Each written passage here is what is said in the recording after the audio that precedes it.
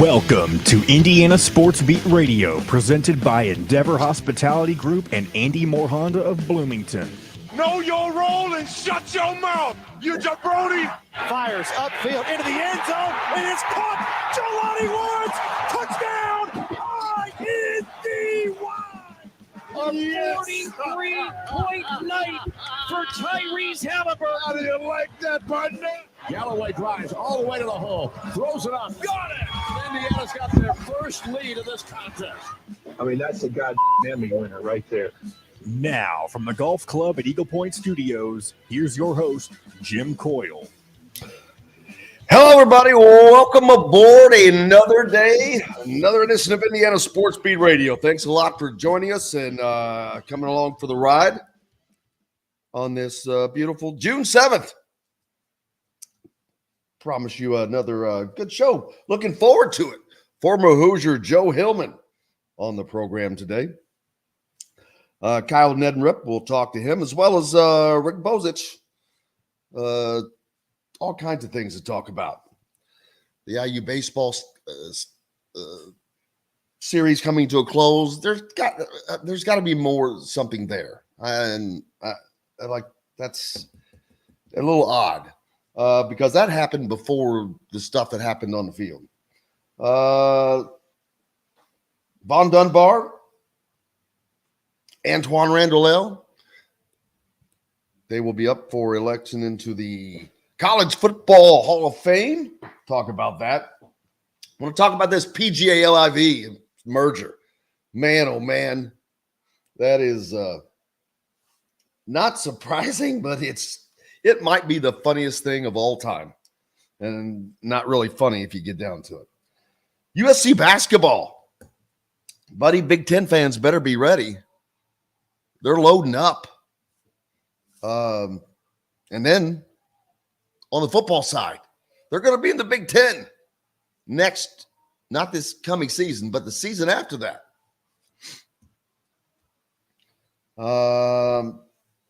Cam Spencer from Rutgers has moved on to UConn, if you're keeping track with him. And looking forward to talking to Joe today. Last night I was watching the journey on the Big Ten. I'd seen it before, but back in 1985, Bob Knight took his basketball team on an international trip. He had never done it before and never did it again. But if you're not familiar with it, it was a great thing just to watch, to see. Rare is it the group of people that probably got to see Bob Knight in an element that was like that. Totally different. I saw one time he's walking around with no shirt on. He's smiling and waving at a camera another time. I mean, these are moments you never saw. Because they didn't happen in the context that most people were privy to see, which is a very small box. So, looking forward to talking to Joe about that. In addition to this next iteration of the Indiana Hoosiers, what's going on there? So that's going to be fun. This PGA LIL sellout, man, that is something. Before I get to that, Von Dunbar, Antoine Randall are on the College Football Hall of Fame ballot. Dunbar, and if people think of Indiana football and say, let me tell you, Indiana football has produced some greats, and especially back during the Mallory era, I'm talking about some really good ones. Should have had a Heisman Trophy winner. AT, he got robbed out of the Heisman because they lost their last game to Purdue, basically, and they gave him a losing record. And only one person has ever won the Heisman from a team with a losing record, and that team was Notre Dame, the Golden Boy, Paul Hornung. But he is the closest to ever come to winning the Heisman from a losing team to not do it. He should have won it without question. And I could back that up 1,000 times with facts, but there's no reason. But anyway, Von Dunbar, who came, and that's another thing. He was there the same time that Anthony Thompson was there. He just got to shine after Anthony was gone. 1990, or did he not come in? But 1990 to 91, and Antoine Randall from 98 to 01 are on the College Football Hall of Fame ballot. Dunbar was a first-team All-American in 91. He led the country in rushing. An Indiana player led the country in rushing. 1,800 yards. Only finished sixth in the Heisman, though, because he wore a jersey that had Indiana on the front of it. That was the last bowl win for Indiana, I believe. The Copper Bowl in 91. He ran for over 106 yards and was the MVP in that.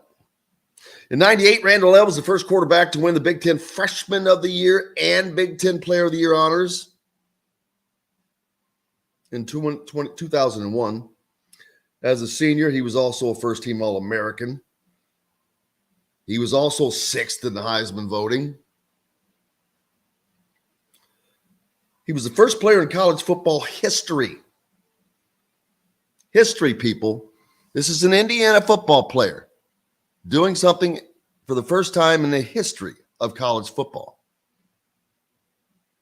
He was the originator of this. He was, before there was Lamar Jackson, there was Antoine Randall. First quarterback in college football history to score at least 40 touchdowns and throw 40 touchdowns in his career, while also recording over 2,500 total yards of offense. Ended up throwing for 7,400 yards, rushing for nearly 4,000. Scored a total of 87 touchdowns. Of course, before going on to the Steelers and winning him a Super Bowl. Indiana has 6 former players in the College Football Hall of Fame currently. Anthony Thompson, deservedly so, is there. Bo McMillan, Pete Pios, Zara Clevenger, George Taliaferro, of course, and John Tavener in the HOF. I'm still trying to figure out what happened with this Indiana and Kentucky baseball series, and I'm looking forward to talking to Rick Bozich about that later today. All I've heard is Kentucky canceled the series last year, which that was the first we had heard about it, but he said that they called and canceled it. Didn't say anything more. But there's got to be a reason why. They're only played one time a season, so it's not like that's a midweek game. So not sure what that's about other than more Kentucky stuff.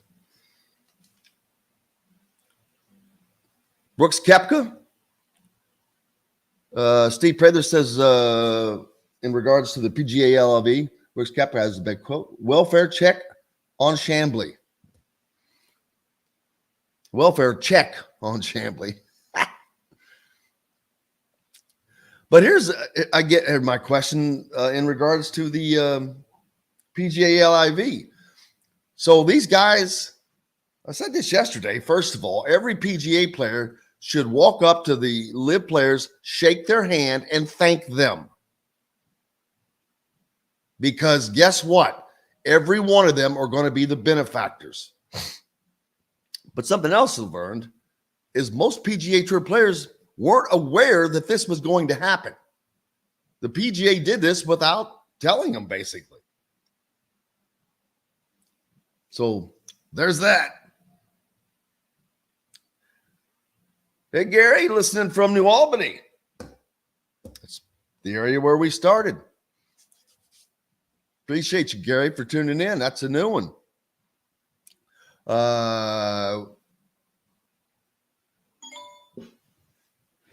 Yeah, I went to Floyd Central, Gary. Let's see. Pete says he watched an IU Classic last night, the 1987 versus Syracuse game. This morning you see Joe Hillman's on. Yeah, that's not an accident. I saw that too. But it was more about afterwards was the trip to overseas. And I had seen that before, but I was just it was so interesting that I watched it again. And it really was. And thank goodness to the pilot that went with him, I forget it, Lee Leonard, that pretty much documented it all. He filmed it. If it wasn't for that, we wouldn't have had that to look at. And watching those guys go up the Great Wall of China, that was amazing. And it was amazing for them and how it affected them. But how it affected that team, that's why I'm looking forward to talking to Joe about that. Because that trip is what is credited by virtually every one of those players for winning a national championship in 87. That along with the addition of Keith Smart and Dean Garrett. He said that basically, I forget, one of the players said, hey, we couldn't have done it without either one, which was a cool thing. What's going on in your life? Got the NBA Finals Game 3 tonight. Philip pointed out. That's right. Miami. Don't count Miami out. They're the underdog in this, obviously, but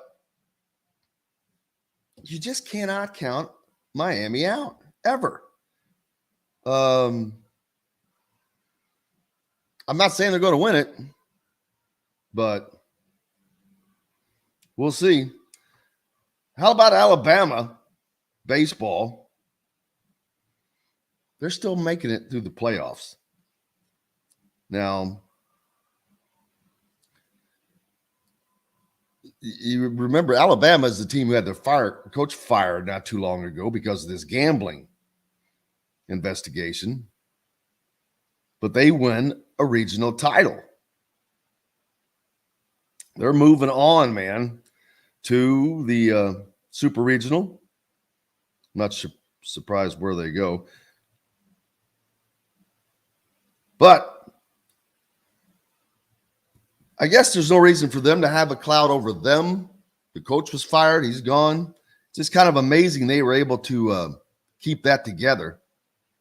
And maybe that will work in their favor. Just odd things going on in the world.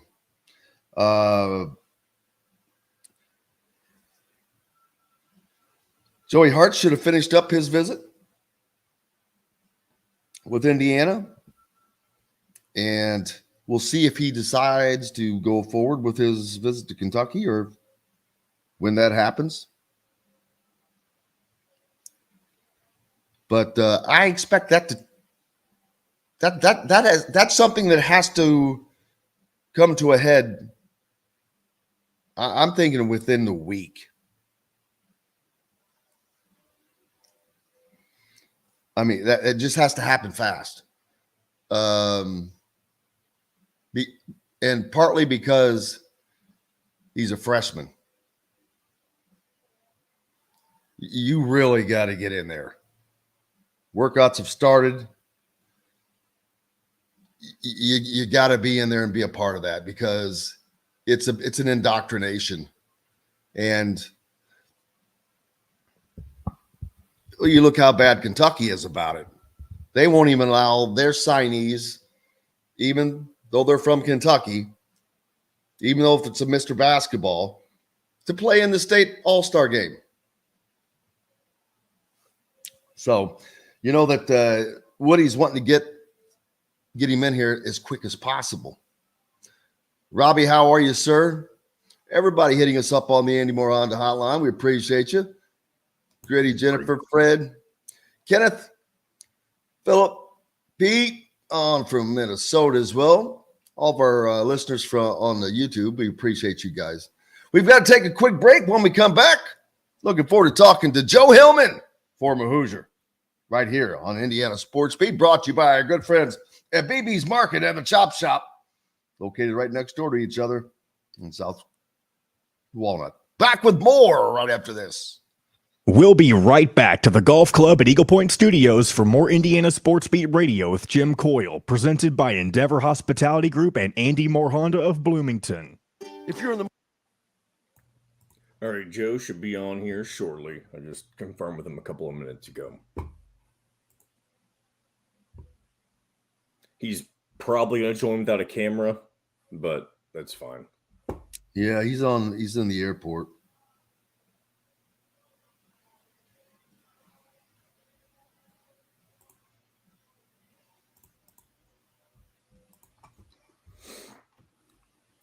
Oh,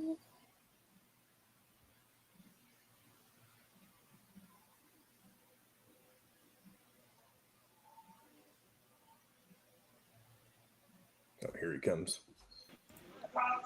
Hello. Good morning, Joe. Hey, how are you? Good. We're not live yet, but you're with us. We'll be back live in a couple of minutes. Perfect. Hey, brother, how's it going? I can't complain. How you been? Yeah, I cannot complain either, man. Where are you? I'm actually right now. I am in New Jersey at Newark. Newark. All right. Well, I hope you have your golf clubs with you.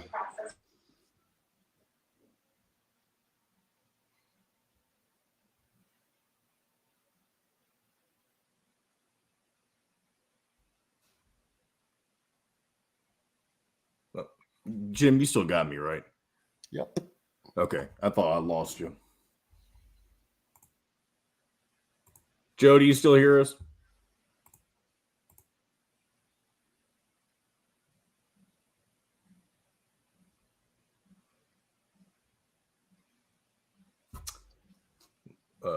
Let's see. I'm gonna have him. You want me to have him rejoin? Sure. Okay. Man.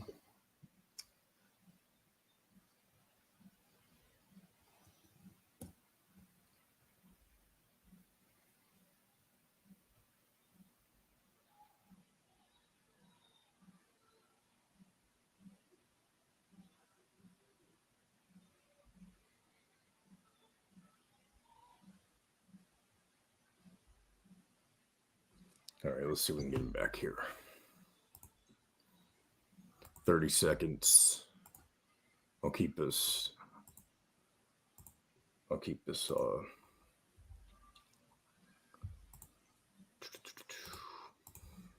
He'll probably join right in the middle of us coming back, which is fine.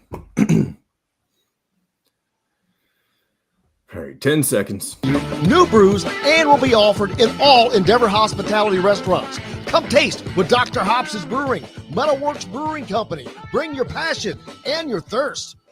This segment is brought to you by Southern Stone Restaurant.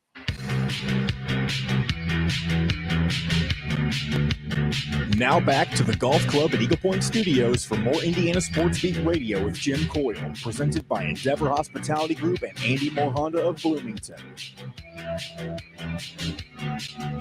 Welcome back here on this Wednesday. Appreciate you joining us and being along for the ride. This edition of Indiana Sports Beat brought to you by our good friends at Southern Stone Restaurant down in Bloomington. Incredible restaurant located right next door to Feast Market and Cellar. A nice little tidbit of information that Fred gave us. We'll get back to that. Joe Hillman, how are you, brother? Hey, sorry about that. I don't know what happened. I don't know why I got clicked off. That's all right. How are you been? How have you been, first of all? Can't complain. Just doing the same old and run around. We're working. Doesn't stop yet. You haven't hit that lot. You haven't hit that retirement spot yet. I'm not that old. Oh, I know. But that's what you help people do.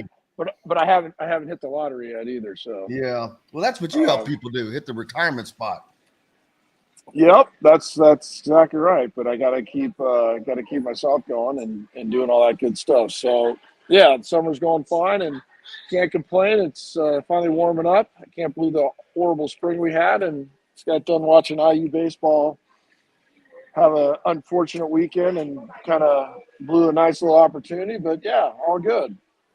Yeah, and that series is over as well as the basketball series now because Kentucky ended that one, which I have not heard a reason why because it was ended last year unbeknownst to us. But that series has come to a close as well as the basketball series. Yeah, it's kind of disappointing on that for sure. I mean, that's just stuff that should happen. And the Kentucky Indiana thing is, I mean, I don't understand why Calipari's so against it on the basketball side of things, but it's sad. It's really sad. It should be an iconic game year in and year out. And I'm not going to say any more about it. Yeah, worthless. Was watching Big Ten Network last night, and they replayed that journey, the journey where you guys went overseas. Oh, the around the world trip? Yes. And I just found that so enthralling. I've seen it before, but it didn't matter. It was just so amazing to watch every little bit of that, and they did a hell of a job putting that together. But it was just so amazing to see that group in that situation. More importantly, to see Bob Knight in that situation. That was just weird. One time I saw him walk around without a shirt on, and I don't know, I needed to see that. But it was just so funny seeing him in so many different sets of light. He was waving at the camera at one time. I'm like, it was so different than what we're normally used to. Yeah, got it. Think we may have lost Joe again. He's in the airport. And No, there I'm you here. go. There you go. Okay. Sorry about that. Did you hear that? Yeah, I don't know who did all the filming. I think it was Lee Leonard, wasn't it? Lee Leonard. Mr. Leonard did all that. And it was I mean, at the time, it was a nightmare. When we went to Japan, it was rough because we didn't play very well in Japan. We lost to the Japanese national team and we got crushed by the Russians twice. And it wasn't going well. And it was, Coach wanted us to see everything. I mean, so literally we start off in Tokyo. We play a game in Tokyo. And then we went from Tokyo and saw every single city, Kobe, Sapporo. I mean, we went everywhere, Nagasaki, Hiroshima. And then we would play that night. And we were jumping up, getting up early in the morning, taking trains. And but it was a great experience at the time. I think everybody was ready to get home after about 10 days. But the experience that we got, the games that we got to play coming off a brutal season where we didn't play very well, really ended up being a huge experience for everybody that came back for the next couple of years. And, now it's lifetime memories of what we got to see and do that was just amazing because some of the things that we got to go to, normal citizens can't go see it. And that was really, looking back, just a great experience and stuff that you'll never forget now. Yeah, and something that stood right about the time you're talking about, something that stood out to me, Todd Leary has always talked about during the tournament, Bob Knight would, and some others have told me, Bob would get into this mode where he would do things to purposely take attention off of the team and just doing silly things. Well, in the show last night, about that time, that's when he produced that fake plane ticket and he said he's going home. Oh, yeah. Well, we weren't, let's put it this way. We were probably okay with it at the time. I mean, I can tell you, Japan was crazy because he originally told us, hey, I'm going to sit up in the stands. We're going to let the assistants coach it. And I'm going to be watching, I just want to get an overview of everything. And that's what we're going to do. We're not going to watch any film. We're not, blah, blah, blah. Well, we played the first game and they, the managers, whoever went on the trip had to go buy Tim Garl. They had to go buy VHS and they started filming. They had to get a camera and coach was back on the bench. And it was, that quickly ended. But, again, the experience and the playing that we got to do and just spending all that 6, 7, 8 weeks. It was about 8 weeks because I think we were in Bloomington for maybe 7 or 8 days before we left. And then just going and seeing all the different countries and playing against all the different teams, and the part in the show where we got to go to Hong Kong was a 3-day kind of reprieve because it was right in the middle of the trip, and that was great fun. We had a ton of fun. Tim Garl and Joby Wright and Dr. Baum, I think they set up to get this boat. We just had a great day, and that was a ton of fun. And it, like I said, it just split everything up. And after that, we went to Yugoslavia and Finland, and just, we started playing well. I mean, we actually finished the trip on a really good note, but we weren't playing the Russian national team. It was really, really good. So probably made it a little easier. But, we played 3 or 4 games in China against good teams, one of their national teams, and then a couple of their pro teams. And then the Yugoslavia stuff was rough. And but it's just, again, we got to see stuff that normal citizens, when they go take these trips, like when we went to China, we got to go in the Forbidden City, but we got to go in the back rooms of the Forbidden City and things like that. I mean, it was pretty amazing. The Great Wall was a site that is, you just can't describe how big it is. And you think back and you go, they made this by hand. I mean, it's just incredible on what these people did prior to any technology on building that thing. I mean, it was amazing. Yeah, it's one of the only things that could be seen from space. Yeah, I mean, it is. And it's kind of out in the middle of nowhere. So I think we had to take a bus ride about 2 hours out to there. And Coach was good at all that. And Coach was really good on the whole thing when we went to Nagasaki and Hiroshima and talking about World War II and all the history of the wars and stuff like that. And he was really into history because he was always giving us a hard time. You guys have never seen anybody with a book in their hand. You guys are never reading. And he was big on guys reading about history and autobiographies, and but nobody ever really took him up on it because we were playing cards on the plane. Unless we were sitting there real quiet, nobody was saying a word.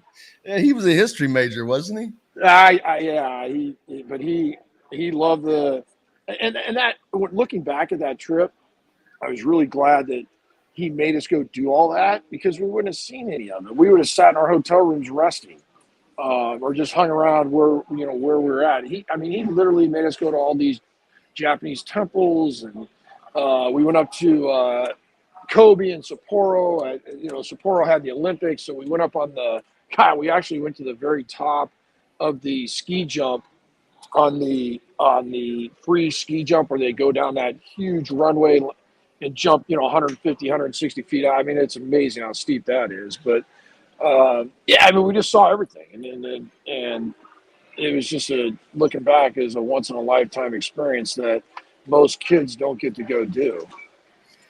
Del Rey was not fired up about climbing the Great Wall for some reason at first. Well, I don't know why. What was that about? Was it too big to climb up to? What? I think he was tired. So what do you do at the Great Wall? You just go walk around, but you're climbing. That's what he said. What the hell? He says, "Wow, why do I need to go up here?" Yeah, well, no, that's true. I mean, it's. I mean, the reason why I walked up there is you just can't. It is incredible how steep it is. Like, you could be standing on a step and put your hand straight out, and that's like the 5th step up. I mean, that's how steep some of this got. And like when you think of a wall, I mean, this thing was 20, 25 feet high. So yeah, it was. You were hiking basically. Talk about in Yugoslavia. I know that. So you mentioned got a little rough, tied out. Who was it that broke somebody? Oh, Sloan? Brian? Was it Brian? Somebody broke somebody's toes. Yeah, Brian elbowed a guy on the free throw line, and then it was right at the end of the half. And I remember Brian and I running into the locker room because it was down at the end where our door was for the locker room. And I didn't even really Brian and I were on the free throw line. We go in the locker room, and nobody's coming in. And so Brian and I go back out there, and there's a big old melee, and Winston's throwing punches, and Morgan, and Yeah, that was the game after they had poked Alford in the eye, and Coach thought they'd done it on purpose.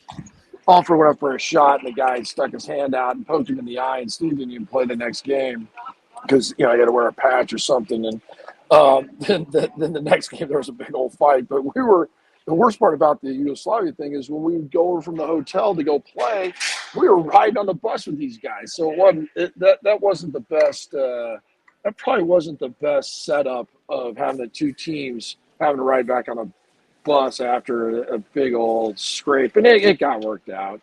We ended up finishing the game. Coach was like, hey, let's get out of here. We're done. We're not playing this anymore. But we ended up playing, and it was fine. The whistling, that's when the whistling stopped, I think, right? Well, it was that on the bus, yeah. And we didn't lose a game in Yugoslavia. So, and we were playing their club pro teams over there. We weren't playing their national team, but it was a good competition. It was good stuff, especially guys. We're 18 to 20-year-olds, and we're playing 27 to 30-year-olds over there. Talk about playing playing up. Talk about playing against Sabonis. Yeah, he was amazing. He at the time that we played him, he was probably the top 3, top 4 players in the world, and he just had an incredible skill set. He was big, he could run, great passer. I think he scored 20 on us. He could have scored 50, but he just shared the ball. But I do remember one rebound he got. He just grabbed a rebound right off the backboard, kind of pinned it up on the backboard in one hand, just and palmed it, turned it through a length of the court pass, basically all in one swoop. And, you just go, wow, you never see anything like this. And people in the U.S. never really got a chance to see him because when he did come to the NBA, he'd already torn his Achilles up. And he was a fraction of the player that he was when he was, 20 to 25 years old, 7 feet tall. And they had a very good team. I mean, they had a guy named Marshall Onis who played in the NBA forever, and they had a couple of the forwards that, they were just good. They were really good, way better than us. We didn't have any size to match because Daryl Thomas was playing center on that trip at 6'7", and they had Sabonis and 3 or 4 other 6'9", 6'10" guys, and they were very good, and they would have beaten almost any college team. Yeah, he was an amazing player, and has a son that is a great player as well. Yeah, he's. It's amazing when you get you start seeing guys you played against and their kids are playing in the NBA. That tells you how old you are. Yeah, I hear you. Winston Bennett, he was a character. So many different characters on this team. I noticed. Winston Morgan. I said Bennett. Winston Morgan. There were so many different characters on this team, and this all kind of let that out there. But they all gelled, man. It was like it was a different link. Each link was a different size, but they all were linked together. Does that make sense? Well, everybody, that season prior, when the 84-85 season was a rough year. It was rough. We weren't very good. We thought we were going to be good. And we started off great, and then that was the season on the brink, right? No, season on the brink was the year after the trip. So it was the year we went 7-11 in the Big Ten, and we started off 3-1. And we was preseason ranked number 3. We started off I think we were 9-1 in the preseason. We were doing fine, and then we had some issues. But everybody bonds together. And then the trip, I don't remember. I think a lot of the stuff on the trip, we didn't realize we were being filmed. So because I don't remember Mr. Leonard running around, I think he was just shooting it without us knowing. And so he was, I noticed that because he was, every time he would do something, he would be like across the street because he yelled at Bob one time, said, "Coach, hey, wave." And he actually did. And then he grabbed a hold of Bob Hamill and made Bob wave to the camera. And I'm like, so it was, and when we were over there, hey, you got you guys and yourselves, and you had to kill some time, and then, hey, the great thing about Indiana, or on our good teams, in our group of good guys, if somebody was getting yelled at, everybody was there to back that guy up. Everybody, hey, look, just because he's yelling at Joe or just because he's yelling at Steve or yelling at Winston, it's all of us. And everybody knew that, hey, we got to play better. We got to get better because we don't want to be that guy, And so that was the great thing that Coach did, I thought, was he got on the players. The guys that got on the most were the guys that played the most. And he demanded more of the good players each and every year. And then as you got older, you were expected to do more. And then that was just part of it. And I always thought that was a great system on how he ran that, because when you came in, all right, hey, you're going to learn, but I'm going to get after you a little bit, but I'm going to get after the older guys to make sure that the younger guys are doing what needs to be done.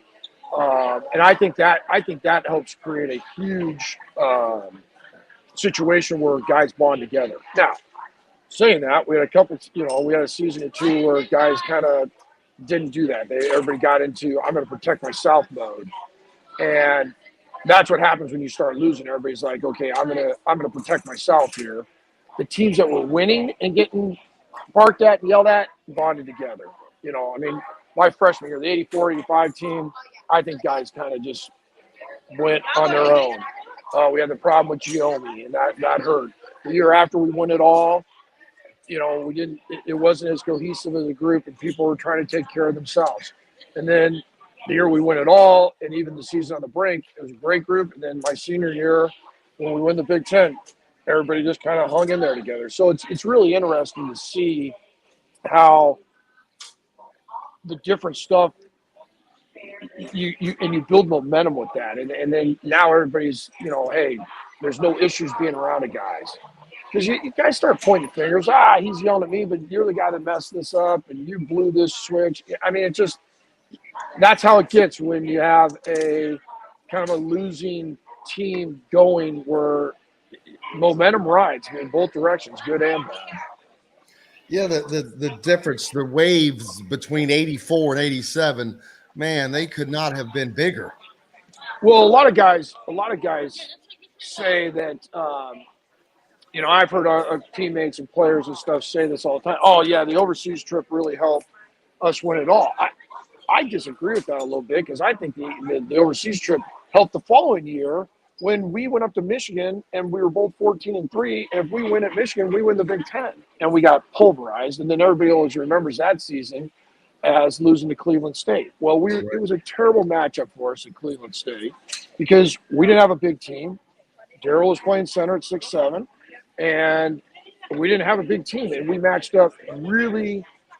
Cleveland State matched up. We couldn't have been a better setup for them, because they played that pressing deal, and they just had a bunch of 6'4", 6'5" guys that could run and jump and pressure, and we had no way to combat them inside. And so everybody remembers that. But we had a great year that year. Again, we were 14-3 going up to Michigan, and they beat us at Michigan, and we finished second in the Big Ten. That was a great season. Yeah, and ironically, during the championship game, that was also on last night, but I was watching that. Billy Packer made one comment that just struck me because of today where we are. He was referencing Bob going out and getting Keith Smart and Dean Garrett, and he said Bob knew he needed to get more athletic, and boom.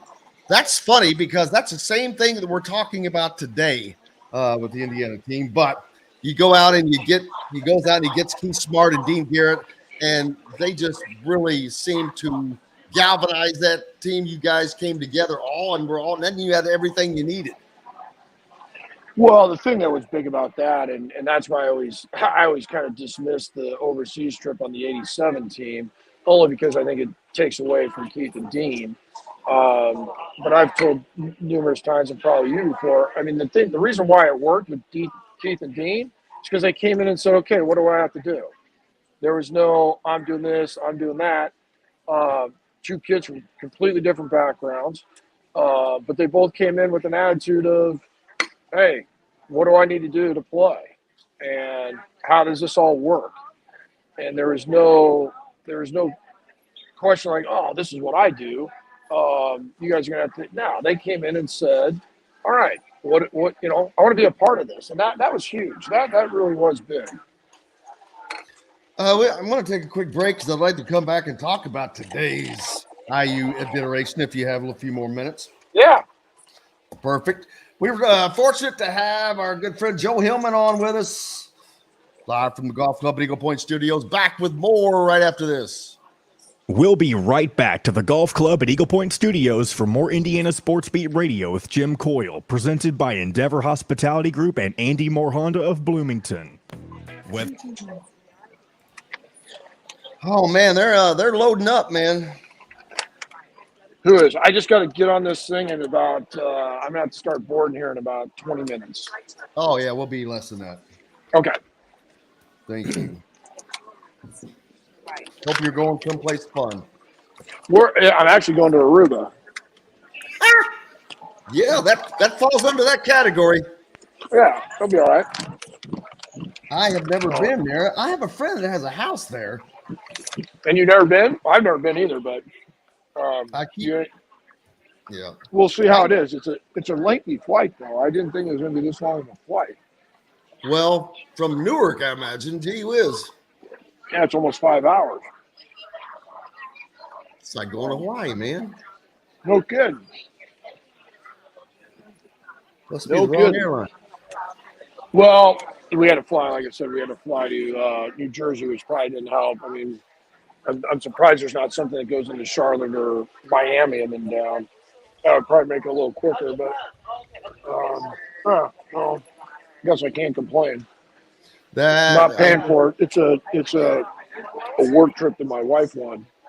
Oh wow! Yes, those are great. Yeah, had some free cruises back in the day a long time ago that I won, but that was it. Yeah, Aruba would be great. What are you doing at the Point? Is that where you're? Yes, you have a little office. That's where I have the studio, and so yeah. But I'm not there at the moment. Oh, okay, gotcha. I'm also out of town. Oh, so you're doing something remote. Okay, gotcha. You'll fly over me in about 3 hours, probably. Where are you at? Florida at the moment. Okay. So you know my good friend Jeff Schroeder there at the Point? Oh, are you friends with Jeff? Oh, yeah. We used to play a lot of golf together. Oh, man. I play with him all the time. Great dude. Yeah, we used to play we used to play in a couple tournaments together. Wow. Pro-ams and stuff. Well, Jeff was the original pro at Wolf Run. And when he left and went to help his dad at the Brickyard, he stayed a member at Wolf Run. And he used to come up and play with us all the time. So great guy. That's how, yeah. Well, you got to get out there and play sometime then. Yeah, I just saw him the other day. We were at a funeral. Yeah, I saw him, and I didn't even know he was down there. Oh, yeah. He's been there for at least a year. Yeah, I think he said a couple of years. So. Well, I'll tell you, what's July 20th look like for you? That's a long way out. Well, the only reason I'm asking, look at it later and keep it in mind. That's when the Never Lose Hoop golf scramble is. Okay. Yeah, I just have to check that out. I'll send it to you. I'm scared to go check my calendar right now because I don't want to get kicked off. Yeah, don't worry about it. Seems like if I get off of this, it kicks me off of the. All right, here we go, guys. Heavy lifting to us and enjoy healthy eating with stocked meals in your fridge. Order online today at thefreshfork.com. Fresh Fork is a proud partner of WOW Network. This segment is brought to you by Remax Advanced Realty, Indie Home Pros team by Cheryl Sizemore. Now back to the Golf Club at Eagle Point Studios for more Indiana Sports Beat Radio with Jim Coyle, presented by Endeavor Hospitality Group and Andy Moore Honda of Bloomington. Welcome back, Indiana Sports Beat Radio, coming to you from the Golf Club at Eagle Point Studios, brought to you by our good friends at Remax, Cheryl Sizemore.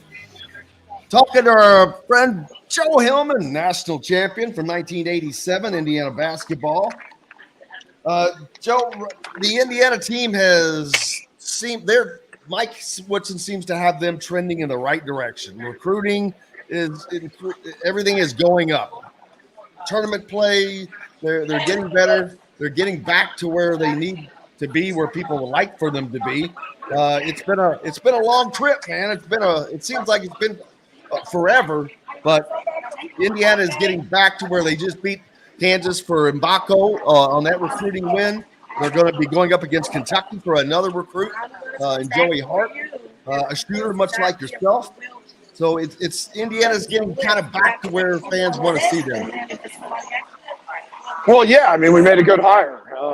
We finally made a hire where the guy understands the culture of what Indiana basketball is all about, and I think that's a huge thing to be able to sell the program because he was a big part of it. I mean, Mike Whitson was a huge part of Indiana basketball and one of the best players that's ever played there.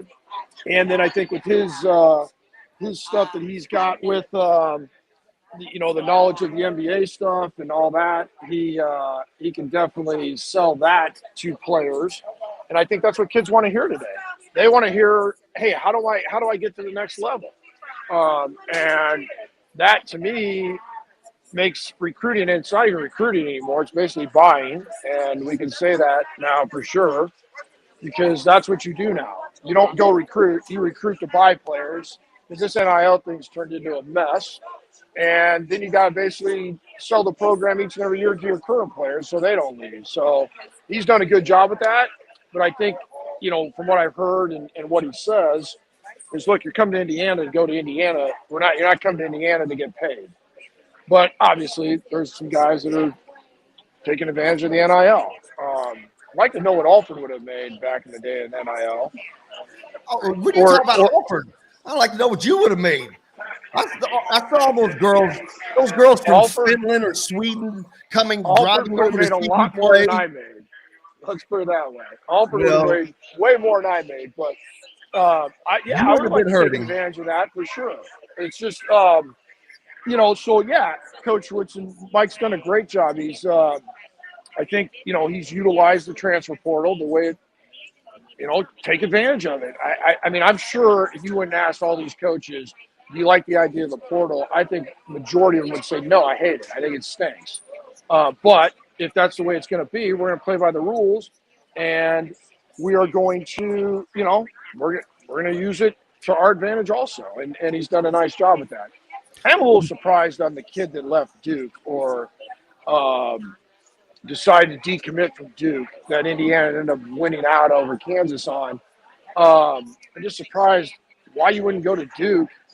Because the guy's coming back? Because one big guy's coming back? Who cares? I thought that was strange. And maybe there's more to it, but that was a great get. Obviously, that kid's very talented, fairly high ranked, and, just good players. The more good players you get, the better your team's going to get. And then the issue of we're going to play, how many guys you play and whatnot, all right, you know what? It makes practice more competitive, and that can only help your team in the long run. Absolutely, and to go right along with that, Kenneth points out that Simon Wiltshire, who was a high school teammate of Mbako, the player you're talking about, he just decommitted from North Carolina and is a 6'4" shooting guard. So is he eligible to come this year? Yes. Okay, so because Indiana still has one more scholarship to give, or can give, and that'd be interesting. Again, the more good players you can get, the better your practices are, the more competitive things are. And that's why I was so stunned to see Tamar Bates leave. I mean, Tamar Bates, now maybe they told him, hey, you're not playing next year, but I think Tamar Bates would have been a guy that would have just kept getting better and better. His role next year as a junior would have been more focused on him scoring, which is kind of what he does. And there's no real development anymore in college basketball. If you come in as a freshman, you don't play, you leave, or they run you off. I mean, it's just I hate the transfer portal because of that. I think good programs have situations where freshmen aren't going to play a lot unless you're a really, really special player. And then you get more playing time as a sophomore, and then you become a starter as a junior and senior. And that's where Tamar Bates, to me, would have been. So, I think you're going to see a huge deal with Banks and Gunn. I think they'll be better. They're a year older. They're going to be expected to do more. They're not going to come in and try to make every single play. And, oh, my gosh, if I mess this up, I'm coming out. Or if I miss this shot, I'm coming out. they'll settle down a little bit, and you're going to see them progress and be better and better. But you can't have guys that, okay, I'm a freshman, I didn't get a whole lot of playing time, now I'm leaving, I'm going to the portal. I mean, I just think it's a bad system now. What if they left the portal in place, but required freshmen to stay or required a player to stay for 2 years at least before you could transfer? Well, to me, the only way, the way to get rid of the portal, or you can go in the portal, but to get rid of all the jumping around is you got to sit out a year. You want to sit out a year, fine, you can transfer. Now, if a coach leaves, I think those kids should be able to leave and go play right away. But if you're not happy with the playing time or whatnot and you leave, you should have to sit out a year. I agree. It's just because it's too much. There's too much that goes into the recruiting. It's too easy to leave. It's just wait. There's guys that are going to play at 3, 4, 5 schools. That's crazy. That's not what this was supposed to be. You mentioned Mike Woodson understanding the culture of Indiana basketball. Well, currently on his staff, he has Jordan Hulls, whose grandfather came to Bloomington with Bob Knight on his first coaching staff. And then, of course, Jordan was a star for Indiana.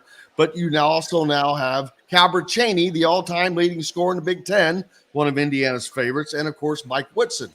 I mean, that is something unlike – I don't know that any school in the country has that. Well, Duke probably had a little bit of that, and Carolina's always had a little bit of that. But yeah, no, I mean it's good. Well, I mean with the coach. The head coach is a former All-American. Then you've got these 2 other guys. 2 really good players, yeah. Well, I mean it's just like I said, it's trending in the right direction as far as guys understanding what Indiana's all about. And Kelvin Sampson didn't understand it. Tom Crean tried to, and Archie Miller absolutely gave no thought of what Indiana basketball ever was. He was going to do it his way, and he was going to create his own thing, which, all right, I'll give the guy credit for saying, hey, we're going to build our own thing here, but it's crazy that you don't use the tradition. You don't use all the fan base and what they like to see, and I don't know. So going back to that, Mike Woodson was a big part of what Indiana basketball was all about in the Bob Knight era. No doubt about it. I mean, if Mike Woodson doesn't get hurt, they have a shot at winning it all in 1980. So, and he was a great player. He's like I said, he's one of the best players that's ever played at Indiana. And yet, when you say who's the best player at Indiana, Mike Woodson's name rarely comes up. I mean, he's a top 4 guy there ever. So, he understands and bought into it. And when he got recruited by Coach Knight out of Broad Ripple, Mike came in and said, I just want to play. I want to do whatever it takes for me to play. And he gets that. And Mike understands I think where Woody understands the most is developmental process of how do you get better as a player, because that was his major role with a lot of the stuff that he did as an assistant in the NBA. I mean, he was a player development guy.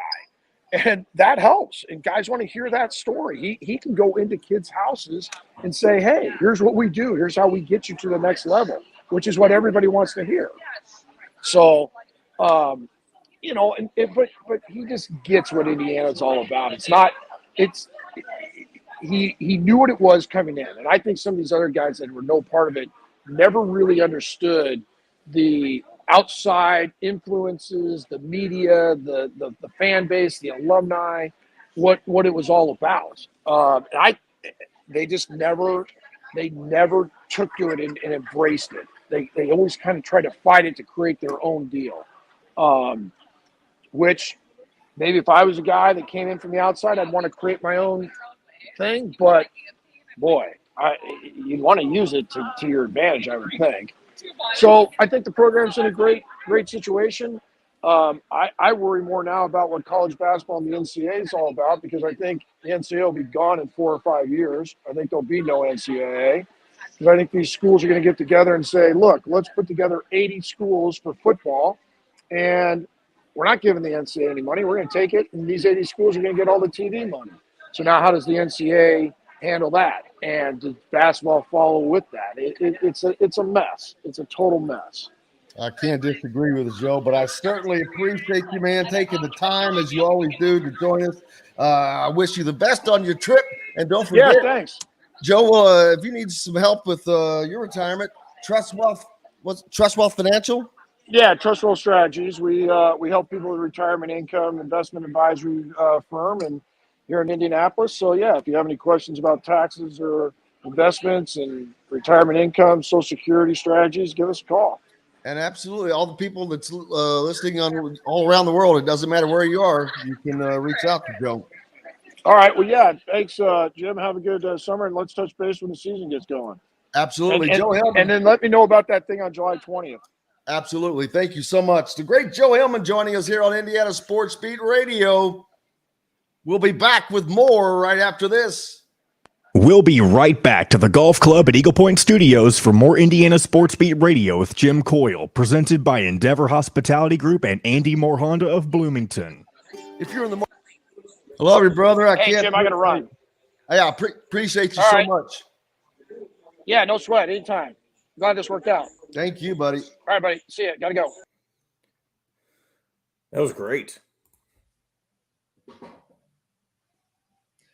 Touchdown!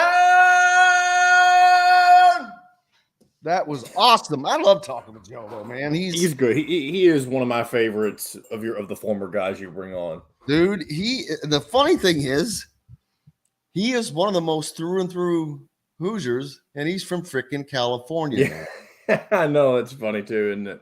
He is a California boy, but you can't call him that.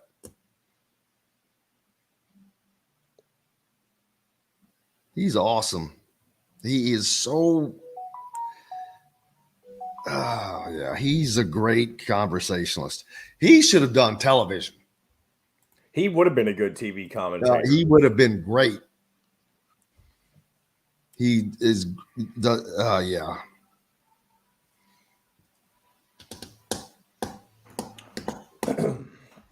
Oh, damn it. There's one thing I wanted to ask him and I didn't. What was it? That's all right. I'm going to save it. We'll have, you'll be by yourself this segment, and we'll have Bozich after this. Because this is the first new segment, right? This is segment 3. This is hour number 2, yes. And Kyle couldn't come on today, which is why he's not up next. Yeah, Kyle couldn't come on today. That's why he's up next. I know, isn't that just a shame, a crying shame? I was making fun of you. I don't sound like that, though.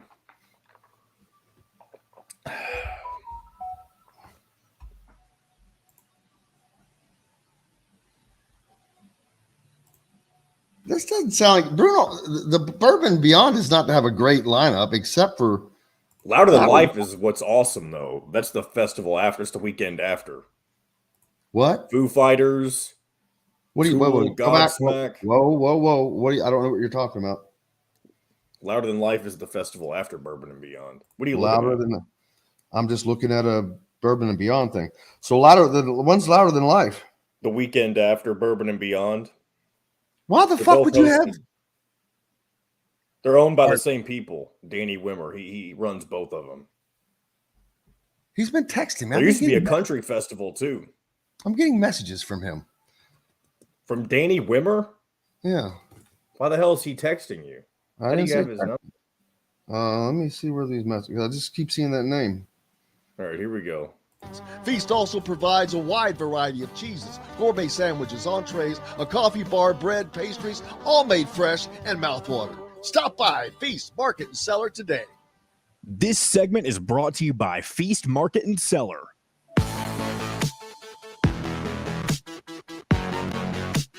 Now back to the Golf Club at Eagle Point Studios for more Indiana Sports Beat Radio with Jim Coyle, presented by Endeavor Hospitality Group and Andy Moore Honda of Bloomington. Welcome back. It's Wednesday here at the Golf Club at Eagle Point Studios. June number 6. Appreciate you being with us. Just finished up an awesome time with Joe Hillman. Joe's on with us a lot, but I hadn't talked to him since basketball. But man, I always love talking to him. He just always has the fresh, honest, and accurate insights. And he knows what the hell he's talking about, man. He has no agenda. And you love him. You got to love him. And amazing. I didn't know he was buddies with Jeff Schroeder, the pro at the golf club getting a point. I'll have to send Jeff a text. John, did I already talk about yeah, I believe I did. Von Dunbar and Randall L. Yeah, we brought that up at the beginning of the show. The PGA and the LIV. I mentioned that a little bit, but this is the funniest thing in the freaking history of the planet. The PGA Tour is, I don't know what you would call them. Someone else can come up with the word, but they did everything they could to try to not destroy, but weaken and dissolve the LIV by having its top players purposely speak out vehemently about it, to do all the things that they did and that they said. And yet now they are basically, in essence, owned by them because of the money that they're going to be bringing through the partnership. And it's great for the players, but what about all these players? What about the PGA's stance against the Saudi government, against where this money came from? That just disappeared. It just went away. We don't have a problem with it anymore. They've washed it. They must have washed the money. It's not dirty anymore, apparently.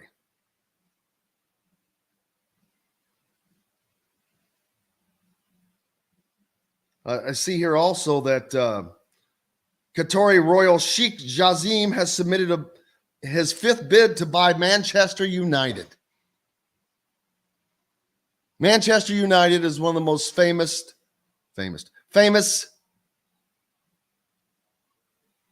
sports franchises in the world, much like the New York Yankees. The Sheik's bidding against rival bidder Sir Jim Ratcliffe. Oh, well, let me tip my hat to Sir Jim and say, I hope you get it. The U.S. bank instructed to oversee any sale looking to secure a valuation. It's $7.5 billion. How about that? $7.5 billion. That may be the most, that's probably the most valuable sports franchise in the world. I don't know what the Yankees are worth, but that would be a good question. Well, wait a minute. Washington just sold for, was it 6? The Commanders?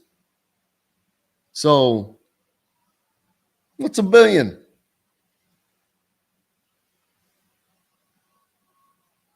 Man,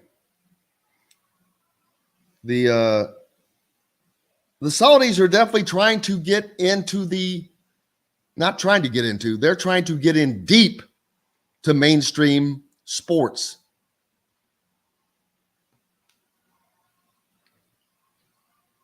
And they're succeeding now. They just broke through. I mean, with this PGA agreement, that, like I said, they basically own it.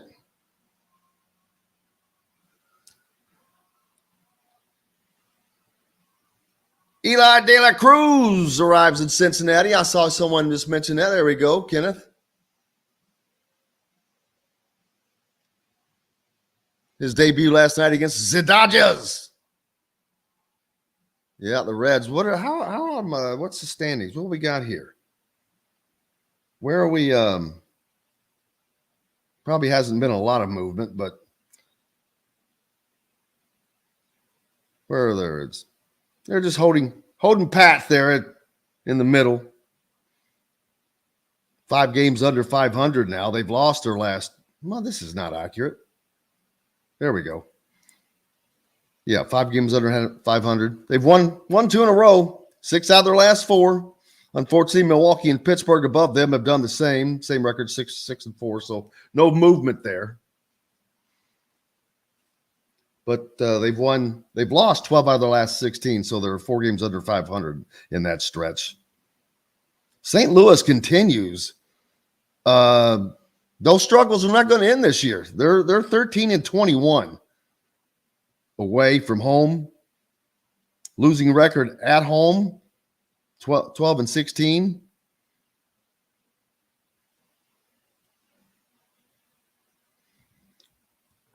It's going to be interesting summer. Atlanta, of course, dominating over in the East. And then Arizona in the West. Tampa Bay, man, they're still they're winning at a 70% clip. Have won 4 in a row right now, 44 wins on the season, by far the most wins. Over in the American League Central, the leader, Minnesota, has 31, and they've lost 3 straight. They're 1 game. The American League Central leader is 1 game over 500. Listen to this. The American League Central leading Minnesota Twins are 31-30. They're leading their division. The American League East, last place, Boston Red Sox, your cousin from Boston, 31-30, same record, 12 games back of first place. They're 12 games back of first place. If you dropped them down to a division, they'd be leading. Boy, the East is not where to be this year. That's Murderer's Row. Murderer's Row. Texas having a year. Not bad at all, 40-20. Oh, where's our buddies, the White Sox? Whew. Yeah, stinking it up. All right, I've seen a lot of comments about the former high school of Mackenzie Mbako decommitting from North Carolina. He's a shooting guard.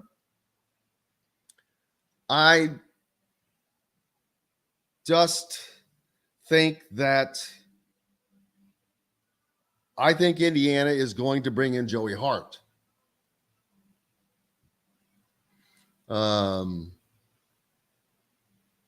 Sorry, Nickel, I did not see that.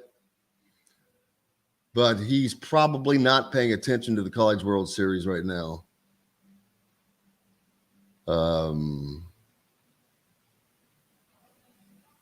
Where's Andy said what's? Andy says that there are some off-court stuff with Wiltshire, apparently. Well, I don't think it matters. Like I said, I think that they're going to bring in Joey Hart.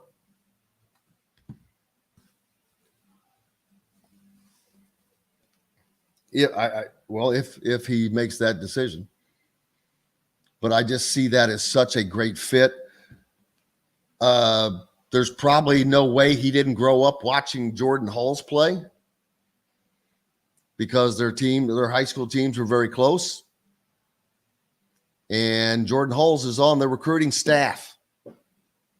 So this guy knows who Calbert Chaney is, and I'm talking about Joey Hart. Joey Hart's family knows who Calbert Chaney is. They damn sure know who Mike Woodson is. I think that that's going to mean a lot. And by mean a lot, enough. I'm sure that if he goes on that Kentucky visit, it's going to be a whirlwind. Kentucky obviously does a great job with their recruiting pitches. And Let's be honest. Joey Hart was going to play at Central Florida last year. In front of, and probably in front of, 2,500 people a game? Think about this. Last year, well, up until a month ago, he was planning on playing for Central Florida. You know, okay, it's nice, but now he will either play for Indiana or Kentucky. He will either play in Assembly Hall or Rupp Arena. That's how things have changed. But it's because he got better, or he had a better showings. But I think that I would be really surprised and shocked if he didn't choose Indiana, even if he goes on the UK visit. I think there's just too much going on there. And this is all guess. This is not one I have information on. I think I was the first to know about the visit, but I away from the situation right now, so I haven't spoken with anyone. We'll see try to find out how well that visit went, though. Of course, I can already tell you that it went great. How could it not? How could it not? It's a built-in. We've got to take a break. When we come back, the Hall of Famer, Rick Bozich, joins us. You're listening to Indiana Sports Beat Radio, brought to you by Better Works Brewing Company, served in all the Endeavor Hospitality restaurants, and right off of 6th Street, or off the square on 6th Street in Bloomington. Back with more right after this. We'll be right back to the Golf Club at Eagle Point Studios for more Indiana Sports Beat Radio with Jim Coyle, presented by Endeavor Hospitality Group and Andy Moore Honda of Bloomington. Hello, Mr. White Sox. I just checked your standings, by the way. You all still suck. It's official. Yeah. Hey, man, we're on a season high 4-game winning streak. Ooh. The Reds are holding pat right in the middle, 5 games back. Well, that was their biggest win of the year last night. Oh, why? They brought up their top prospect from because of the debut of him. And then they scored 3 in the bottom of the 9th and beat the Dodgers. Oh, 3 in the bottom of the 9th. I didn't see that. Yep. Yes, sir. I never, ever thought I'd even have a chance to cheer for the Reds again. Well, they're getting better. They got some good young players. They do, Really man. What's the latest on Joey Hart? I haven't heard, but I do not see any way he does not end up in Indiana. I don't care if he goes down to the UK visit or not. I wonder if he'll take the UK visit. Really? Is Indiana offered him a scholarship? Well, I haven't seen that, but I don't see I don't see how they couldn't have, or if he won. I mean, it's not that or it be known that it's open to him. I don't know. Interesting. Didn't they get a couple football commitments yesterday? Yeah. Let's see. They got a lineman and another guy or something, I think. Yeah. And the women's basketball got a commitment.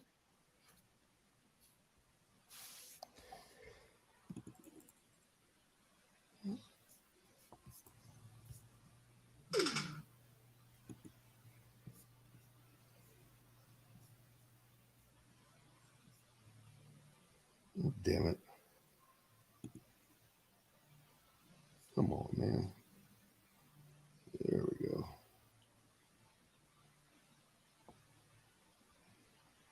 Yeah, they got 3 guys in 24 hours. Christian Peterson. Okay. over Iowa State. Is that offensive lineman? No, that's the cornerback. Okay. Let's see. Where's the next guy?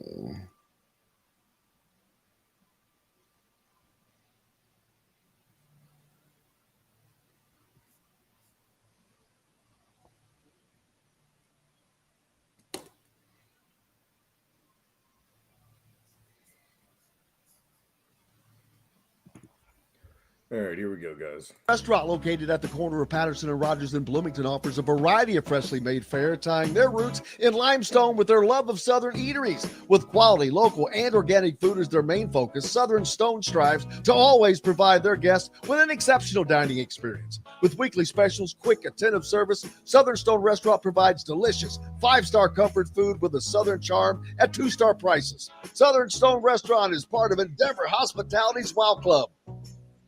This segment is brought to you by Bubba's 33 in Clarksville. Pizza, burgers, beer. Now back to the Golf Club at Eagle Point Studios for more Indiana Sports Beat Radio with Jim Coyle, presented by Endeavor Hospitality Group and Andy Moore Honda of Bloomington. Welcome back, Indiana Sports Beat Radio here on this Wednesday. Thanks a lot for being along. Now joined by the great Rick Bozich from WDRB.com. Make sure you're giving him a follow. Rick, thank you, sir. How are you? I'm good. How are you, Jim? I see you're in your throne today. Yeah, I moved to a different location. Branching out. Indiana and Kentucky baseball now canceled. And the funny thing is, this thing was apparently canceled last year. We just found out about it. Right. But I'm like, what the hell's that about? They play one time in a midweek game, so there's no way in hell that can be a scheduling problem. And I'm like, I still have not heard anything. What's the deal? I didn't know that there was bad blood before this series, other than it being Indiana, Kentucky, this being normal.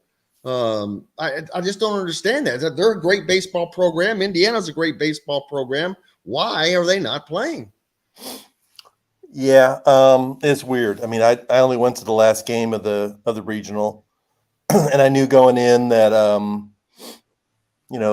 all the teams were a little bit, what's the right word? I wouldn't say unhappy, but disappointed because the circumstances outside of Kentucky's control, that they had to stay in dormitories because there were no hotel rooms available because of the music festival, and a couple of Kentucky high school state events were in Lexington.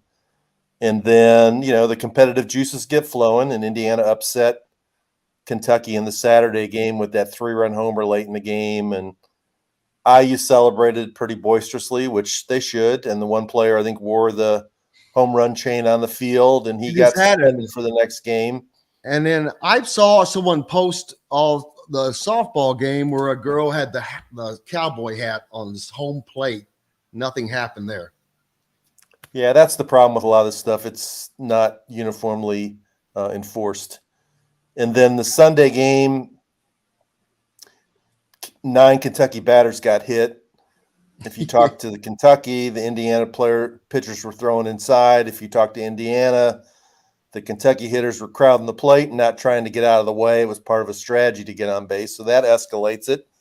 And then they play the rematch on Monday, and a couple of other things happened behind the scenes that I've heard, haven't been able to confirm, and it ratcheted up. And the post-game handshake was supposedly included some words were exchanged.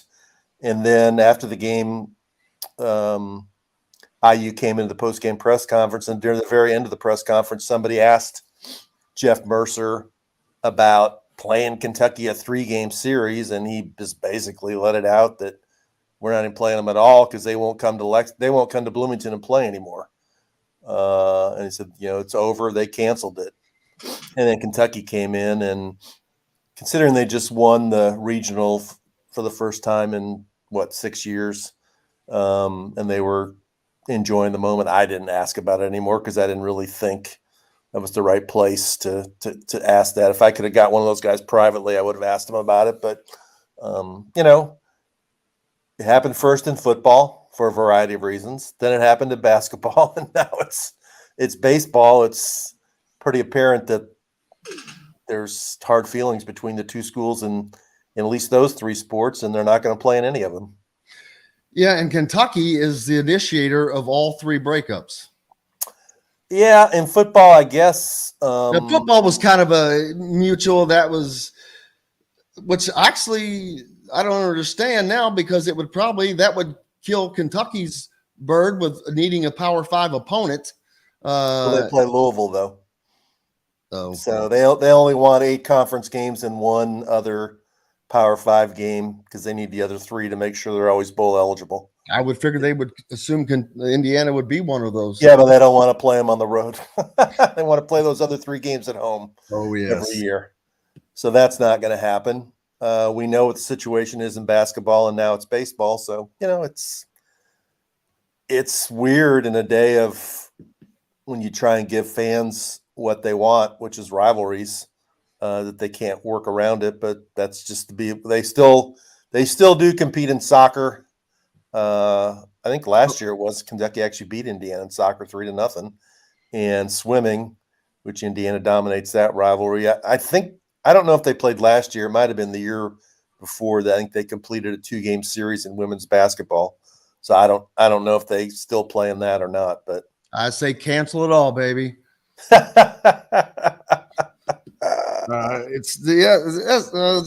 just too much elitism, it seems. The SEC that refusing to go to a 9-game conference schedule. Until college football gets on the same rung, it's not the same. It is not the same.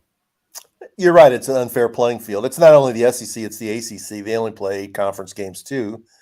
And, you can explain it any way you want to, but it's obvious that a primary motivator of this is you want to play 4 non-conference games so you can schedule at least 3 guaranteed wins. And then you got to find 3 other wins in the other 9 games and finish 6-6 and go to a bowl game. That's what they want, and that's what they do. And that's really, in Indiana, as much as any program in the country needs to do that until they can consistently win at least 6 games and get some bowl tradition going. Yeah, you mentioned Indiana. They've made some signings here in the last couple of days, adding some guys. So it's not all doom and gloom. It's just a wonder. It's more of a wonder at quarterback because in the past, I just considered that always, for whatever reason, Tom was not gamesmanship, but it was his level of gamesmanship, but he just didn't know or wasn't willing to. I don't know what it was. This time I believe them that they just don't know, because there's no one that has separated themselves. You've got your starter, your last end of the year starter, who was hurt, could return, David Jackson. That's a lot to ask. He's never really played. He was fortunate to go to Tennessee for a year. I guarantee you he learned so much in that quarterback's room down there, and that will really bode well for him. I don't know if it bodes well enough to become starter this year, but another tradition waiting till August to see who's going to be Indiana's starting quarterback. Yeah, it's really a bad situation because whoever it is, the first game they have to play against Ohio State. That's about as bad as it can be for a guy with no experience to play his first college game at quarterback.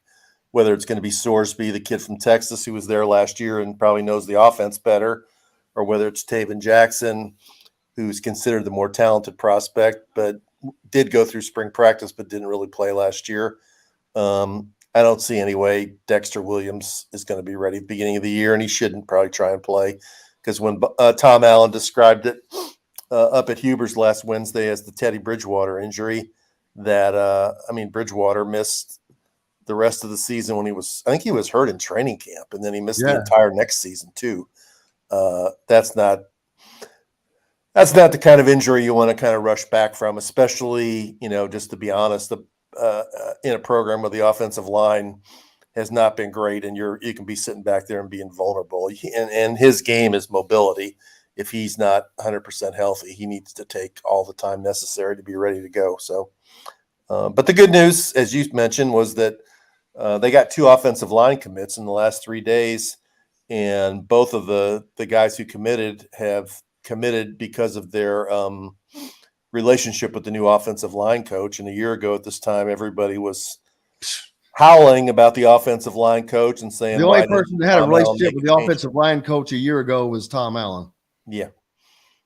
I mean, that's a move. That's one of his biggest mistakes since he's been at IU. He's too loyal to Darren Hiller.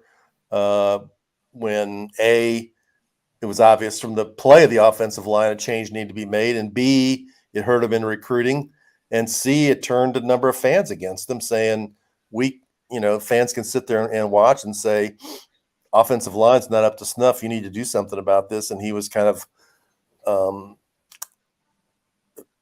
too loyal to Darren Hiller. And even last year when they had the interim coach, Rod Carey, in charge, you saw some improvement and some personnel changes. So this guy, has a good reputation, Bolstead from Wisconsin. We'll see what he can do. Well, obviously, Wisconsin, always a great running team, or it's just solid. They are the epitome probably of offensive lines in the Big Ten. Well, that's not true. Ohio State. He's used to doing what has to be done at Indiana. I mean, at Wisconsin, they weren't getting 4 and 5 star recruits. They got a few, but a number of those guys that Wisconsin put in the NFL were like, one I think was like a preferred walk-on, or like 2 or 3 star guys who you put in the weight room and you build them up and you turn them into players. And that's what Indiana's going to have to do on the offensive line. They're not going to get the cream of the crop, even from within the state. We've seen it. There was a 3-year stretch where the 3 best offensive linemen in the state of Indiana, including one from Floyd Central, all went to Ohio State. 2 were from Indianapolis. It was the big kid, DeJuan Jones, who also played basketball, who got drafted. It was the other kid, I think his last name was Fryer, maybe. He's going to start this year at Ohio State, and then the kid from Floyd Central. So the really good offensive linemen within the state of Indiana are going to go to Ohio State or Michigan or Notre Dame or wherever. You got to find a diamond in the rough that you think has the skill set with work in the weight room to fit into your system. And that's what Bolstead seems to be trying to do. Yeah, and we saw an improvement when Rod Carey took over. There was improvement, and so that shows you how much more when you've got someone who's. I mean, Rod was just an interim for that, but I agree with everything you're saying, and hopefully, though, they can not continue to make other mistakes that they've made. Is it too late? Because this is in essence, a do or die season for Tom Allen. If it's more of the same, I don't know what happens after this season. Yeah, I mean, they play Ohio State, then the home game against Indiana State, and then they play Louisville in Indianapolis. That's not going to be good. That's a big game. That's going to be tough too. It's going to be tough. You gotta. That's a way you can get fans back on your side, by going on a neutral site and beating, a team from a Power 5 conference, beating Jeff Brom. Getting that would put you over and have a winning record. I'm not sure who the game is after that. It's probably another home game, non-conference home game, and then they plunge into the Big Ten schedule. But they need to get back to 6 wins this year and go to a bowl game. That's what they need to do. Without question. It's just a lot on the line for him, and the fans need to see that, because, man, they were so close. They had the fan support, they had everything, and then that debacle, and then poof, it just busted like a balloon. Yeah, the 2022 season, starting with the opening loss at Iowa, and then that home loss to Cincinnati, that it just went downhill. After they play Louisville, they come home and play Akron. So, and then you go to Maryland, and then you go to Michigan. So it's, how it is in the Big Ten. They go to Penn State. I mean, they go to Illinois. They got 5 road games in the Big Ten. So they're going to have to win. For them to have a winning season, they have to beat Louisville. Absolutely. I want to take a quick break and come back and talk a few minutes about some new basketball items and see what's going on. WDRB's Rick Bozich with us right now. Back with more right after this. We'll be right back to the Golf Club at Eagle Point Studios for more Indiana Sports Beat Radio with Jim Coyle, presented by Endeavor Hospitality Group and Andy Moore Honda of Bloomington. If you're in the Oh, I've been guessing Joey Hart all day, and so I'm all in now. I can't back out. Jay, just a heads up, Jim. That was your last break. I know you took that a little early. I didn't know. Want to make sure you knew that was your last one. That's good. I was hoping. Okay. Yeah, I'm just. It's all guess, but I think Joey Hart goes to Indiana. I wonder if he takes the Kentucky visit, but he would. When is it even scheduled? When's it scheduled for? Kentucky? Yeah, I think he's supposed to go tomorrow. Tomorrow.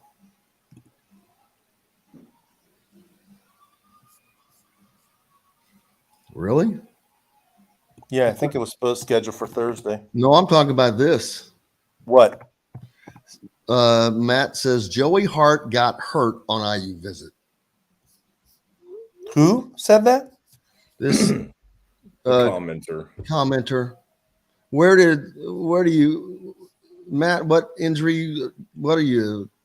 Got any more information? Playing pickup and he got hurt. That wouldn't be good. That's what I'm trying to dig up now. Wow.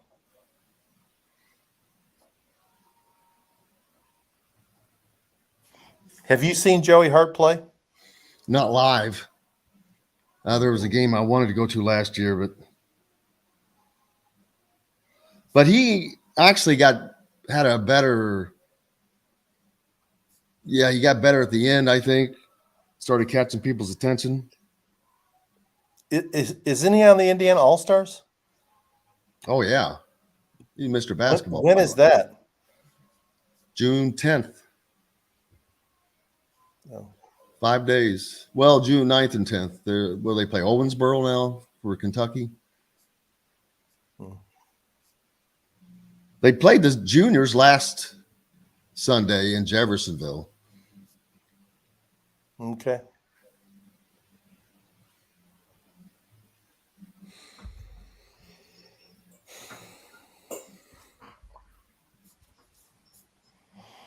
Interesting.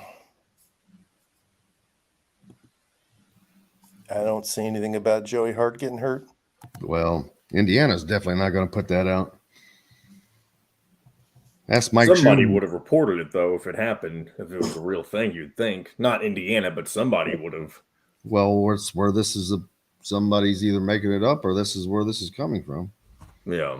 All right, here we go, guys. Metalworks Brewing Company has an updated menu, new brews, and will be offered in all Endeavor Hospitality restaurants. Come taste what Dr. Hops is brewing. Metalworks Brewing Company. Bring your passion and your thirst. This segment is brought to you by K-Bello.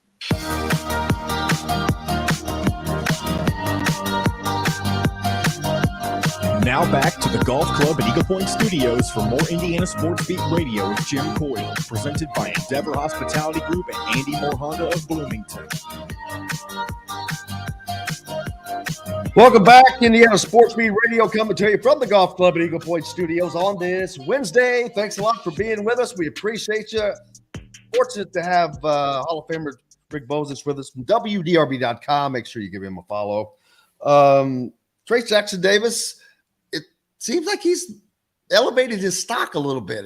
I keep hearing great things that he's bumping up to that boy, he may be close to the end of the first round. Yeah, I've seen a few projections of him in the late first round. Most of them have him early second. The comments that I've been reading, Jim, say that he's shown a greater ability to shoot the ball. And for whatever reason at Indiana, he was always hesitant to shoot the ball. I never felt like he didn't have the green light. He did have the green light. He just didn't want to do it.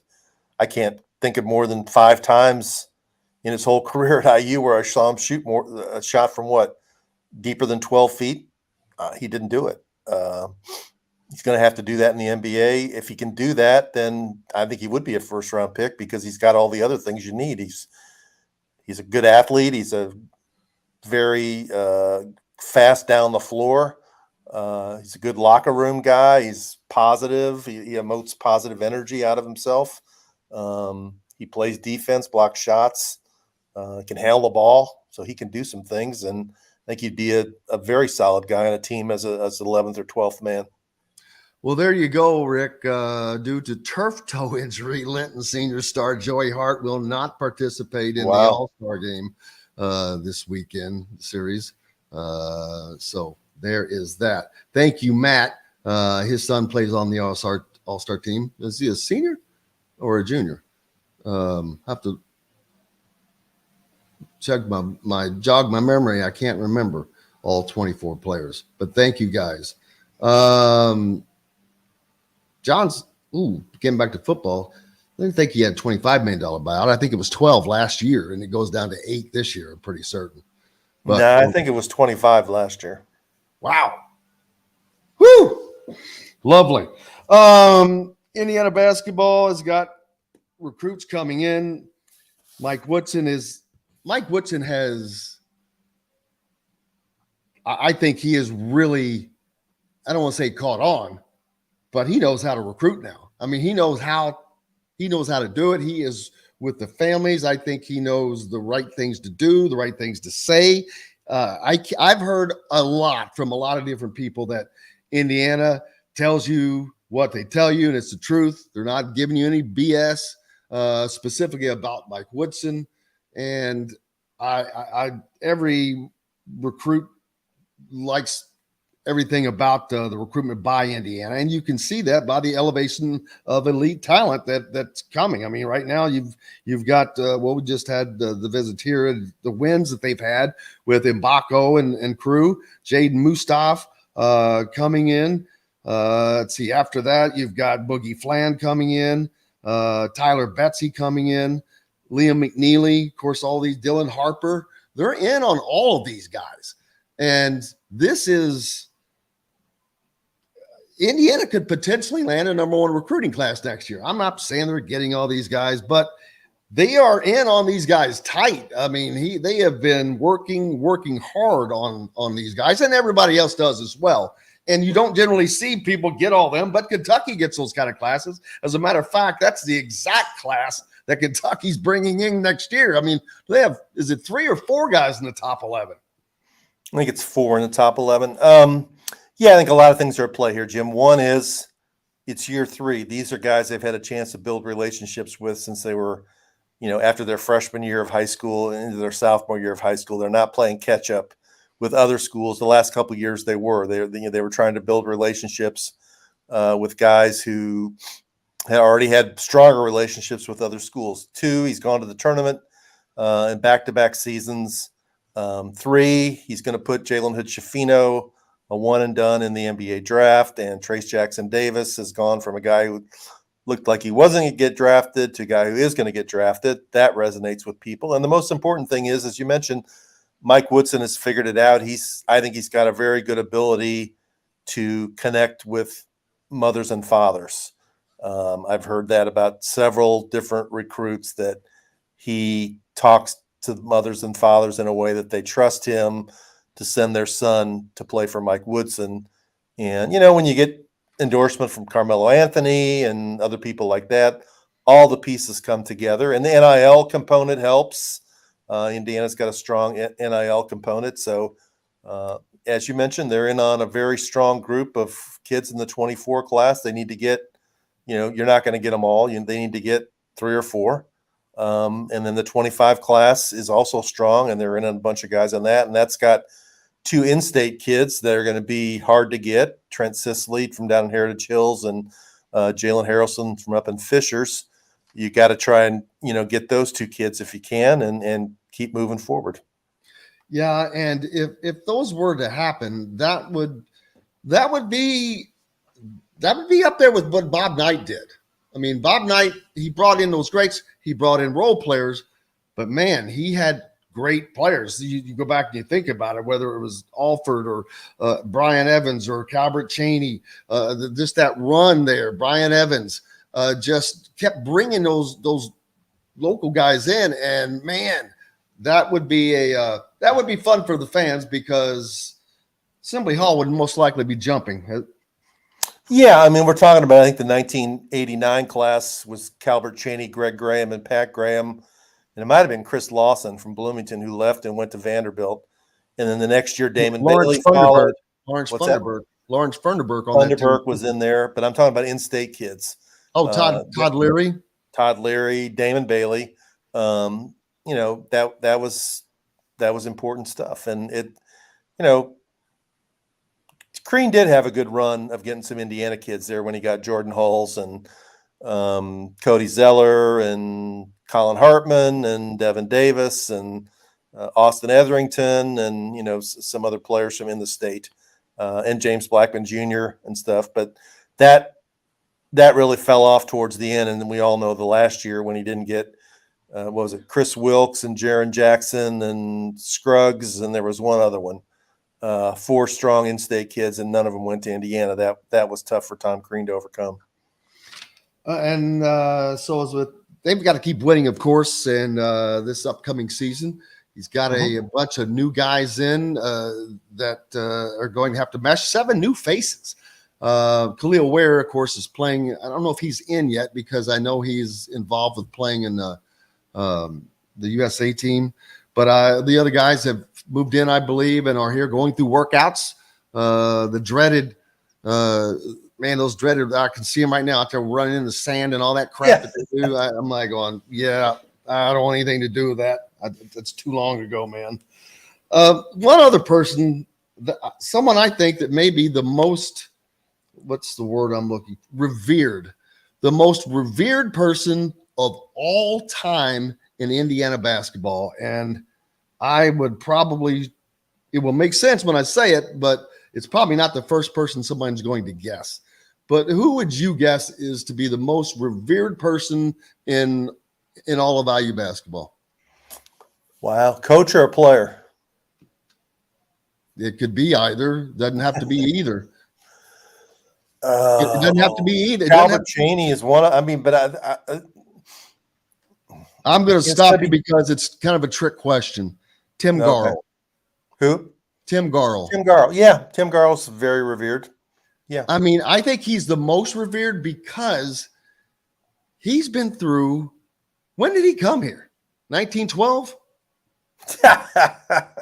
He looks like he's the same age as whatever he got here. By the way, but he wasn't with the first. I don't think he was with the undefeated championship team. I think he came right after that.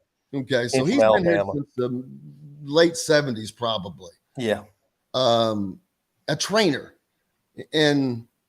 but he has so much more to every one of these players than a trainer. Every time I see these players come back, one of the first people they got to talk to is Tim Garl. Right. And the documentary about Indiana going on that overseas trip was on last night, and I just happened to see it. It was really cool. And, he had to do all of the traveling arrangements. He had to do everything. I'm like, what the hell? He's a trainer. But he was doing just everything. But I've seen it right up until it doesn't matter. The thing about the coaches, there's been Knight, there's been Davis, there's been Sampson and Dockage and Crean and Miller and now Woodson. Garl was with every group of those kids. Every one of them, and they all have this. They all love him to death. It's amazing to see that. Yeah, I mean Tim Garl's he is an IU icon institution, along with Dr. Rink, who's been there for so long, and Dr. Alfeld, who's the orthopedic guy there. I mean that group. 1981, Pete says Garl was hired, so I guess if it depended on when it was in 81, he might have only been a part of one championship team. But Garl is the guy that a lot of the players mentioned in their farewell speech. And I know they're really close to him and they listen to what he says. And he's gotten a lot of guys through a lot of difficult moments. Yeah, it's great to see that they have that. What's up next for you, man? Oh, I think I got soccer this weekend. We got 2 pro soccer teams here in town. 2? Major League women's team that plays Friday night against Alex Morgan's team from San Diego. And then on Saturday night, the men's team plays against Memphis. So we got that. The Reds just lost their top prospect out of Louisville. He's up to the Cincinnati. Ella Dela Cruz, I think he had a double last night, and the Reds scored 3 in the bottom of the 9th and beat the Dodgers. So it's some joy for Reds fans. And Jeff Brom did an event last night downtown, sort of with his family, talking about their connection to Louisville football. So, and Kentucky's playing this weekend. We're not going, but they play at LSU. That was the good news about winning that regional was you advanced to the super regional. The bad news was you got to play LSU at LSU, and they got a pitcher he's got 179 strikeouts in 99 innings. That's a pretty good ratio. Woo. Yeah, those numbers work out really well on that one side. It's probably a good thing you're not doing. That would be a long drive. Probably Baton Rouge, yeah, that's probably the best atmosphere in college baseball, though. They pack, I think it's like 11,000 seats every game, from start to finish of the year. And it's not like baseball, man. It is like basketball or football with the like fans. Football there, yeah, it is. Yeah, they do. You got season tickets and stuff there. You got tailgating there. You got they know the players, they know the recruiting rankings, they know the schedule. They're all in on baseball. It's a big deal. And, they've got so many great players have come through LSU into the major leagues, like Alex Bregman now on the Astros, Albert Bell, Ben McDonald. I mean, I can go on and on. Todd Walker. I think they've got 5 national championships. So they play for keeps down there. It's high level. I consider it the equivalent of high A or double A baseball. Before I let you go, last question. Just getting Nick reminded me of something. He said fish in the booth. We was talking about those longtime IU people. Larry Rink, Dr. Bomba, Tim Garl, Chuck Crab, yeah. Don Fisher. Is there another? We'd probably have to research it, but that's 5 people that have given, 40 to 50 years. Don't forget Bob Hamill. He's another one who covered IU for all those years and still comes to the game as sort of, I consider him the IU basketball historian. So yeah, he's there. He's there every game, every home game. So, I can't imagine another program that has that many parts that stayed together that long. Right. And some of them are still here. Well, Dr. Rink, I know, is in his early 80s, and he's still there, and he looks like he's in his, mid 60s. Well, look at Tim Garl. Right. What's he in there taking? Some kind of injections? Like, he looks like he's in his friggin' 40s. Yeah, and those are his jobs in season. That's a long hours job because, guys are always needing treatment, so you're having to get to practice early and stay late to make sure that they get their proper treatment, and you're probably having to stay on them to make sure they come in and get treatment. And because when the guy's hurt, the coach is saying, when's he going to be ready? When's he going to be ready? Leave it up to Howie. Howie is the man. He always Martha comes the up mop with the good lady. ones. Yeah, Martha the mop lady. God love Howie. Howie is Howie, you must be a comedian. If you're not, you should be. Hey, I don't know a lot of their names, but a bunch of the Redcoats at Assembly Hall have been there back to the Bob Knight era. That's no lie. I remember when I worked in TV and the first iteration back in the early 90s, there would be people and then come back here. I'm like, oh, hey, you're still here. The elevator lady in the football stadium. So it's it's a lot of that. Well, the elevator itself, I think, was the original when they built Memorial Stadium. Yeah, I think it's still there. I think somebody's over there pulling ropes to do it. But brother, you go out and have a good weekend. All right. Enjoy it. Appreciate you so much. All right. Thanks, Jim. The great Rick Bozich, YouTube, buddy. From WDRB.com. Make sure you give him a follow for complete coverage of everything regarding college, pro sports. It doesn't matter. He's got it all. We've got John Boy. What do we got, Jim Boy? Was there not some audio that I wanted to play and I can't remember? We did. If you're talking about yesterday, we did it was the Jeff Mercer stuff. We took care of that yesterday. Well, yeah, no, but there was more basketball from Mike Woodson. We'll make sure we've got we'll gather some more Huber's audio for tomorrow. Perfect. Yeah, because we talked to Xavier Johnson, talked to Mike Woodson, of course, there, and make sure we get that out. But yeah, it's Indiana basketball fans they should be happy right now. This program is going in the right direction. And if you listen to this program, I say exactly what I think from what I see. If I think it sucks, I'm going to say it sucks. Like for the tenure of Archie Miller was one of the most brutal 4-year stretches ever. It was no fun. It was no fun doing this show. It was miserable, to be honest with you, because I can't come on and lie. And I wouldn't and didn't.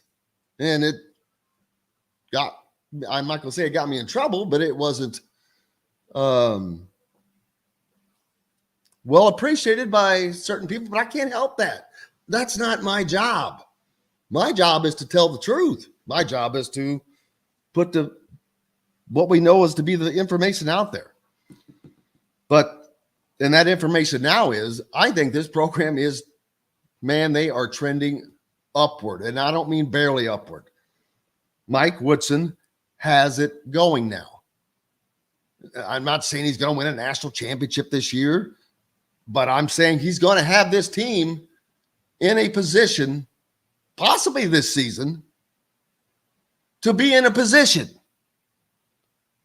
to do those things. Last year, I think that they were hurt by having that favorite tag put on them. Shouldn't have done that. Oh my God, the team, when there was a lot of talk when they sometimes seem to play soft, and I don't think that the guys are soft, but what I think may have happened, I think they believed their headlines. And just expected certain things. Because you go back to the game that they lost in the NCAA tournament to Miami. When you got Mike Woodson coming on the sideline reporter telling him, my team's complaining and bitching and moaning. Man, that's, first of all, you got to love Woody for that. But that shows you their mentality. They were complaining because they were getting out hustled and they were getting beat on. Well, tough. So I think that Woody is he has a group of guys that are all singularly hungry. Sparks, whether it's Sparks, Mbako wants to be a one and done. I'm not saying he's going to be, but he wants to be. That means he wants to play as well as possible. These guys want to get to the league. Certain players. So I would imagine they know that there are certain things that they have to do. The effort that they have to put in. And I think that you have it in this group. Now, there's going to be a lot of competition, and there's going to be winners, there's going to be losers. And by losers, I mean the guys who don't get the minutes, as many minutes. Can they handle that? Can they do what is required? Can they take it as an opportunity anytime they get the opportunity? That's where you get the best teams. Instead of the guys who aren't getting the minutes, if they're not getting the minutes, sulking, and when they come in, I mean, you've got to have all the way down the line to Anthony Leal, whether he's not getting in or not, but he's still part of this team. He's yelling out plays. He's yelling out defenses.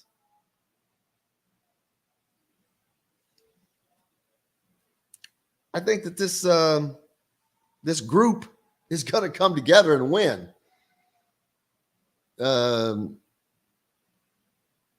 Because there's no preconceived. They haven't been around each other. I think that's going to be a benefit. I really do. That these are all new faces, because there's no residual this and residual that. There was just a lot of stuff hanging over. Trace had been here so long. Miller Kopp. It was, and I'm not saying anything bad about either of those guys. I'm just saying it's like a fresh break for Indiana. Even though you have Xavier back and some other guys back, it still feels like a fresh break. And I think that looking forward to it. Looking forward to tomorrow's show as well, John Boy. Who we got on? We're going to have a return for Dustin Schutte. He'll be back with us once again. We'll have Mr. Matt Taylor with us. We'll have Dylan Sin, and we'll have – actually, no, we won't have Chris Denary tomorrow. He is still out and about, so we'll see what else we can get taken care of for you. Well, that sounds like a party already, man. And I can't thank you guys enough, but I can't also forget to thank our good friend Joe Hillman, man. He's always so great and was fortunate, and we're fortunate that while he was traveling, he took the time out to join us today. Thank him so much. Thanks to Rick Bozich, our good friend as well from WDRB.com. Make sure you give him a follow. And Joe Hillman, don't forget, if you need some financial information, he's the guy. Thanks to John, the producer, for keeping us between the white lines. And most importantly, thanks to you guys. Without you, we've got no reason to be here. Until tomorrow, I am Jim Coyle. I will see you on the radio.